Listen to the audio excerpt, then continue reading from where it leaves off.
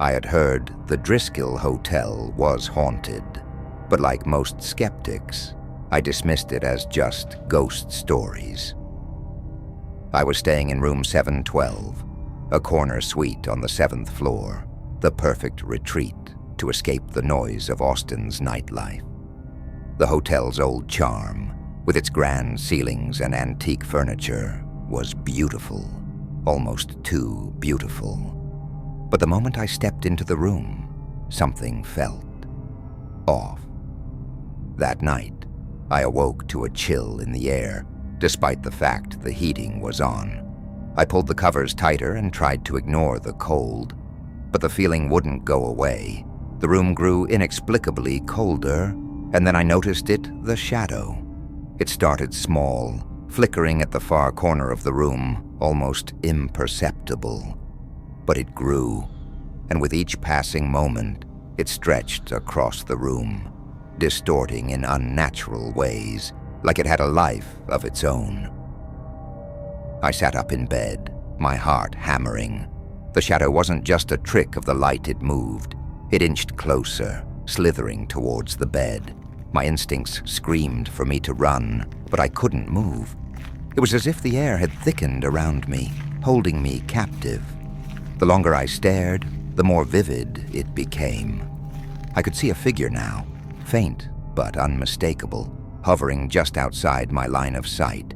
Suddenly the figure lunged. I felt the weight of something heavy pressing down on the mattress beside me, as though it had crawled into bed with me. My breath quickened, and I bolted upright, gasping for air.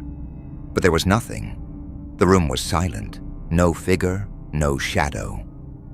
I stumbled out of bed, heart racing, and ran to the door, but it wouldn't open.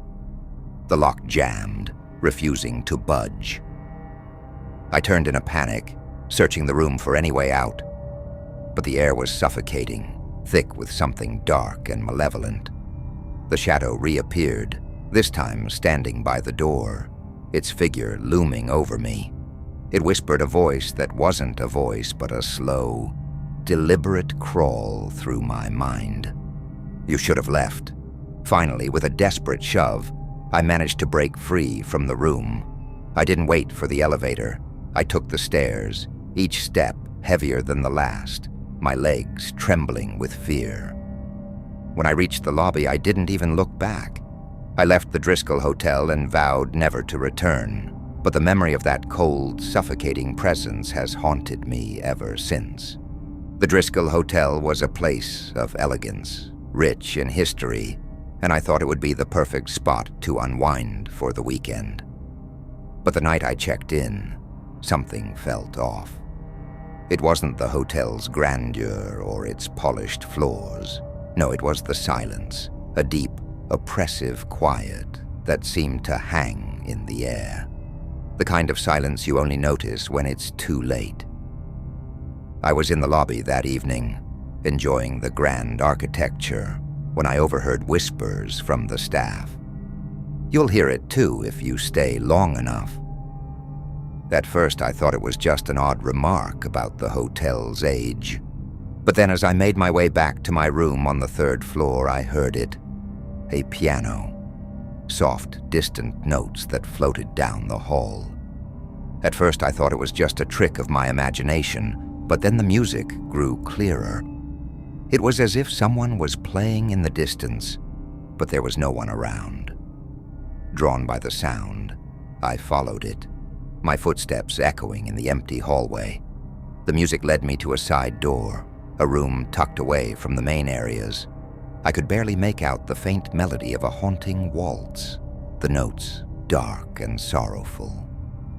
Hesitant but curious, I opened the door. Inside the room was dimly lit, with an old piano in the center, and there she was, a woman in a tattered black dress, her long matted hair obscuring her face. She sat at the piano, her fingers dancing over the keys, the sound almost like a mournful cry, but she didn't move. I stood frozen, watching. The music was mesmerizing but unnatural, filling me with a sense of dread. Her fingers moved across the keys, but it wasn't the hands of a living person. It was as if the piano was playing itself. Without warning, the woman turned her head toward me. Her face was pale and sunken, her eyes dark pits of emptiness. "Help me," she whispered, her voice raspy, like it had been trapped for decades. "Play for me." Before I could react, the door slammed shut behind me, trapping me inside. The room grew colder, the music more frantic. I felt the piano strings vibrating beneath my fingertips, as if it were alive. The woman's face distorted into a grotesque smile as she advanced, her fingers still moving across the keys. I backed away, frantic, and in the blink of an eye, she vanished. The piano fell silent. I stumbled to the door and yanked it open, barely able to breathe. When I ran back to the lobby, I told the desk clerk, but she only nodded. "She's been here for years," she said, lost to the music. That night I heard the piano again, but I never saw her. The haunting waltz continued, drifting through the halls, always just out of reach. I hadn't intended to explore the Driskill's basement, but one evening, feeling the urge to see the hotel's entire scope, I found myself descending the narrow staircase behind the main lobby. I had read about the hotel's dark history, deaths, suicides, and whispers of violence, but I didn't expect to find what lay below. The air was thick, musty, and it smelled faintly of mildew. The basement was a maze of old storage rooms, boxes, and forgotten artifacts. It was so still that I could hear the faintest drip of water somewhere in the darkness.